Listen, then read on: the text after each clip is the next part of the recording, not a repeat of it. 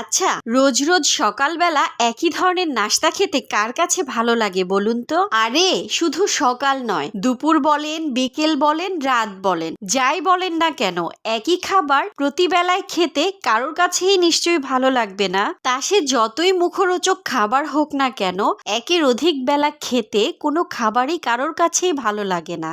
অনেকেই ভাবতে শুরু করেছেন, আজ আবার আপুর কি হলো? সবকিছু ছেড়ে আপু আজ খাবারের পেছনে লাগলো কেন? আরে সবকিছুর পেছনে কারণ তো একটা অবশ্যই আছে। তা না হলে শুধু শুধু তো আর এমনি এমনি এসব আমি বলছি না, তাই না? শুনুন তবে আজ হয়েছেটা।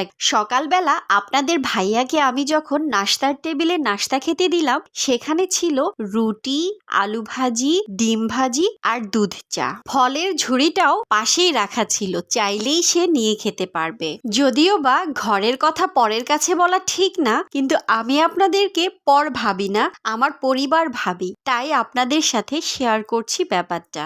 আমি এত কষ্ট করে বানিয়ে আনা নাস্তার দিকে তাকিয়ে আপনাদের ভাইয়া মুখখানাকে বাংলা পাঁচের মতো এমন ভাবে বাঁকা করলো, আমি তো ভাবনায় পড়ে গেলাম। ভাবতে থাকলাম কি ব্যাপার, মহাশয়ের আজ হয়েছেটা কি? পরক্ষণেই মহাশয় জানিয়ে দিলেন রোজ রোজ তার একই ক্যাটাগরির ভাজি খেতে ভালো লাগে না। তারপর আমি একটু স্বস্তির নিঃশ্বাস ছেড়ে ভাবতে লাগলাম, যাক তাহলে এই ঘটনা, আমি তো ভেবেছিলাম কি না যেন হয়ে গেছে।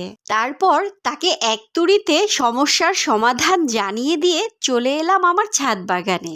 সমাধানটা কি ছিল তা নিশ্চয়ই এতক্ষণে বুঝতে পেরে গেছেন। হ্যাঁ, আপনি ঠিকই ধরেছেন, তাকে আজ আমি আমার ছাদ বাগানের এই টাটকা ঢ্যাঁড়সগুলো দিয়ে ভাজি করে খাওয়াবো।